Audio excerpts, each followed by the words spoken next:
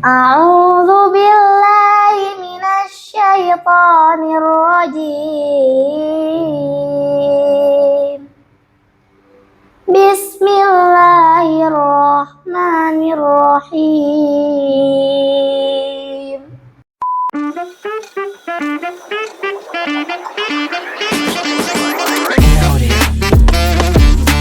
Assalamualaikum warahmatullahi wabarakatuh. Alhamdulillah teman-teman semua. Kali ini saya ada di salah satu pesantren sekaligus sekolah tunanetra yang ada di kawasan Serpong. Dari dulu tuh saya penasaran gitu. Teman-teman yang kebetulan tunanetra ini ketika mengaji bagaimana gitu ya. Kemudian Qur'annya seperti apa? Alhamdulillah hari ini saya mendapatkan jawabannya dan sekaligus saya dipertemukan dengan guru dan nanti ada adik di sebelah saya ini yang memang ternyata sudah hafal 5 juz.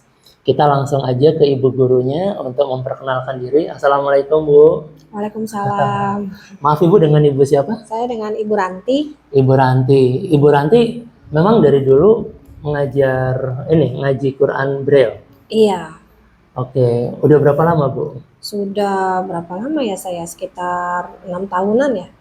Ibu sendiri dulu ketika belajar bagaimana Bu? Awalnya dulu boleh bercerita sedikit mungkin? Sebenarnya sih nggak jauh beda ya sama Quran yang dipakai sama teman-teman berpenglihatan.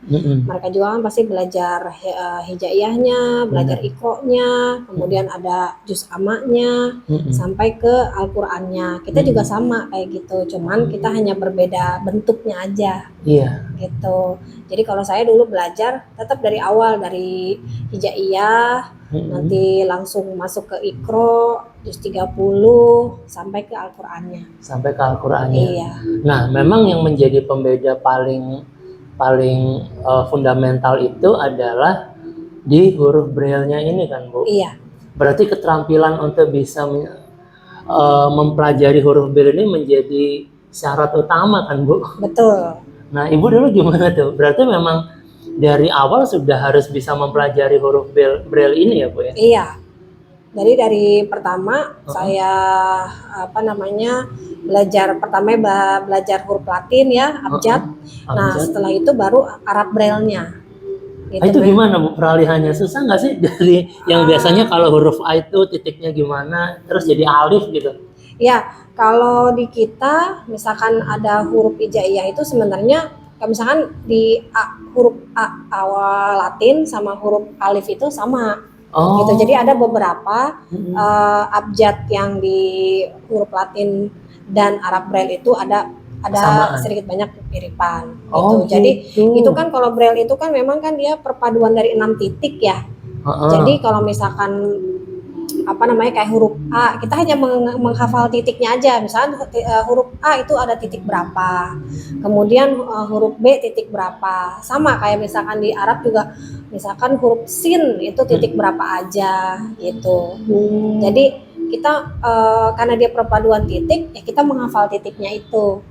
Gitu, iya. Ibu sendiri butuh berapa lama Bu untuk bisa menguasai sehingga bisa ngaji di Quran? Saya untuk peralihan waktu itu sih sekitar 3 minggu. Untuk peralihan di awal aja ya. Untuk peralihannya itu sekitar 3 minggu saya hafalkan. Tapi memang nggak bisa berhenti. Jadi kita belajar baca Quran itu harus terus menerus. Tidak boleh ada jeda gitu. Walaupun kita sudah bisa baca Al-Quran,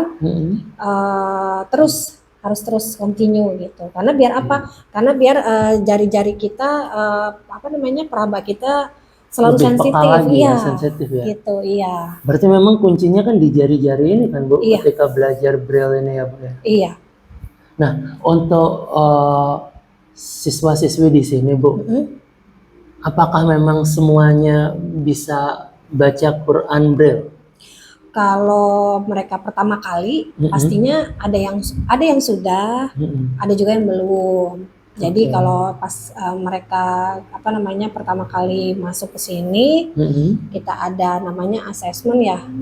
Assessment tuh kita tes lah gitu ya. Kira-kira dia sudah sampai sejauh mana pengetahuannya untuk Braille Heeh. gitu, baik di huruf Latin ataupun Arab Braille-nya gitu. Oh.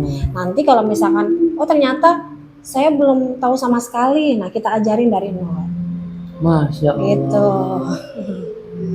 Dan Ada ya Bu yang pada waktu masuk belum mengenal huruf Braille? ada. Ini salah satunya Zahira ya? Ah, Iya. serius? Iya. Zahira waktu pertama kali masuk belum ini? Belum. Oh. Terus Bu, selanjutnya di sini nih ada 25 siswa ya kalau nggak Iya. salah ya. Itu kelas berapa aja nih Bu kalau saya boleh tahu? Kalau di sini dari kelas 1 SD sampai kelas 12 ya SMA. Mm-mm. Jadi, iya. Dari 25 itu ada berapa yang kelas SD, SMP, SMA? SD-nya itu kita ada sekitar 7 orang, Mm-mm. kemudian SMP-nya ada 2 orang, Mm-mm. dan 16-nya SMA. Oh banyak ya yang SMA ya? Iya, Jadi yang dimaksud sekolah ini adalah ketika mereka melakukan pendidikan dari pagi sampai sore. zuhur ya? Sampai kalau SMA sampai jam 2:30. Setengah tiga. Kalau SD sampai jam 1:30. Oke. Setelah itu baru masuk ke pesantrennya. Iya. Kira-kira seperti itu. Iya, Oh metodenya. iya, Nah di pesantrennya ini nanti ya mulai buka Al-Qur'annya. iya. Kemudian apa aja Bu yang diajarin kalau boleh tahu Bu di pesantren Kalau ini? di pesantren itu kan kalau subuh dan habis asar itu mereka mengaji. Mm-mm. Jadi nanti mereka ada kelas-kelasnya. Ada yang kelas misalkan belum bisa hijaiyah ya dasar, ikro. Nah itu ada gurunya sendiri. Kemudian ada yang sudah naik ke level hafalan, Mm-mm. itu ada gurunya sendiri juga. Oh gitu. Ada berapa guru Bu total di sini? Kalau yang khusus mengajar Al-Quran Braille itu ada 5. Ada 5 ya. Iya. Maksudnya di sini jadi tenaga tetap di sini atau itu misalnya nih ya Bu ya. Oh saya ada nih di satu tempat kepingin buka untuk orang-orang tunanetra yang ada di daerah sana itu apa bisa Bu? Iya. Kalau misalkan ya untuk yang anak-anak untuk guru-guru di santri di sini memang tetap. Nah, tapi tidak menutup kemungkinan juga kita bisa mengirim pengajar-pengajar ke berbagai daerah. Oh gitu ya Bu ya. Iya. Karena bisa jadi karena keterbatasan mereka nggak bisa ke sini, nanti Iya. difasilitasi kumpul di satu tempat bisa ya Bu ya Bisa, untuk diajari iya. ya. Baik. Seru ya, saya jadi banyak tahu nih. Dan saya penasaran ternyata dari tadi di depan saya ini adalah Al-Quran Braille. Sekarang saya langsung ke adiknya langsung ya mungkin ya. Iya. Mungkin bisa memulai untuk ini kira-kira mau baca surat apa nih? Kalau boleh tahu. Al-Baqarah juz 2. A'udzu billahi minasy syaithanir rajim.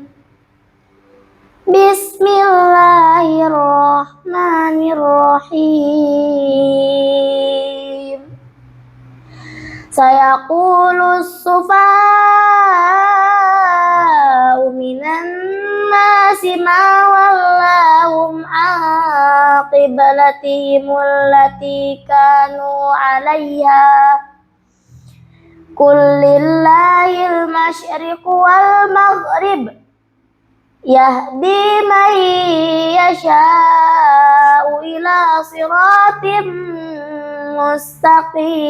mustaqim. Wa kadzalika ja'alnakum ummatan wasatan litakunu syuhada'a 'alan nasi wa yakuna ar-rasulu 'alaikum syahida. Wa ma ja'alna al-qiblata allati kunta 'alaiha illa lina'lama man yattabi'ur rasul mimman yanqalibu 'ala 'aqibaihi wa in kanat lakabiratan illa 'alal ladzina hadallah. Wa ma kana Allahu liyudhi'a imanakum. Innallaha bin bin-nasi laraufur rahim. Shadaqallahul azim. Zahira dari mana? Zaira di mana? Dari Purwakarta. Oh, dari Purwakarta. Tahu ada sekolah ini dari mana? Dari guru. Kebetulan kan memang kita juga di yayasan itu ada percetakan yang mencetak Al-Quran Braille. Oh, gitu. Kita ada percetakannya. Nah, percetakan ini memang wakaf ya. Jadi ada beberapa banyak orang yang menitipkan wakafnya untuk membrailkan Al-Quran dan disebarkan ke seluruh Indonesia. Gitu. Jadi kalau untuk yayasannya sendiri memang orang sudah banyak tahu gitu. Nah, anak-anak yang masuk sini pun ya, santri-santri kita juga selain dari informasi dari gurunya atau dari saudaranya, kita juga kan ada medsosnya ya, medsosnya juga gitu. Jadi mereka juga mungkin pas buka pesantren tunanetra ya kita keluar gitu. Iya, jadi kayaknya ini ya Pak, username pesantren tunanetra cuma di sini loh ya. Iya. Yang keluar kalau di Instagram saya lihat. Iya. Iya, jadi mereka dapat info dari medsos kemudian ke sini gitu. Untuk biasanya sih awal-awal survei, nanti melanjutkan untuk sekolah di sini gitu. Ibu, itu kalau misalnya dalam tahun ajaran baru pasti kan dibuka pendaftaran ya. Nah, itu semuanya tertampung, apa ada kriteria tertentu sehingga ada waiting list kayak gitu, Bu? Kalau untuk sekolah sebenarnya kita kan yang kita pegang itu kan kita sebenarnya tidak boleh menolak ya, tidak boleh menolak murid gitu. Oh gitu ya. Nah, karena kan kalau misalnya kita bandingkan dengan sekolah umum ya untuk teman-teman berpenglihatan, kan mereka kalau tidak diterima di satu sekolah kan bisa ke sekolah lain. Iya. Nah kalau di kita memang kan karena tidak banyak, jadi kita tidak boleh menolak gitu. Jadi wajib diterima, Bu? Ya, tapi dengan kita lihat dulu tes, kita asesmen, mereka sudah sejauh mana pengetahuannya, kemandiriannya, terutama kemandirian, karena kan kita di sini boarding. Iya, boarding, asrama, benar. Ya. Dan di asrama itu ya mereka mengerjakan apa-apanya sendiri. Benar. Gitu. Jadi kalau misalkan mereka dari semua aspek asesmen itu oke, kita bisa terima. Oh, gitu. Jadi tergantung asesmennya ya, Bu? Iya, kalau misalkan mereka. Tapi kita asesmen juga itu bukan berarti menentukan kamu bisa atau tidak gitu, diterima atau tidaknya. Gitu. Jadi asesmen itu, tes itu hanya sebagai pedoman kita. Jadi buat mendidiknya tuh berkelanjutan gitu. Iya, paham. Gitu. Karena kalau awalnya masuknya memang udah sesuai asesmen, lebih mudah ya, Bu, ke depannya ya. Betul. Oke, ini terakhir nih, Bu.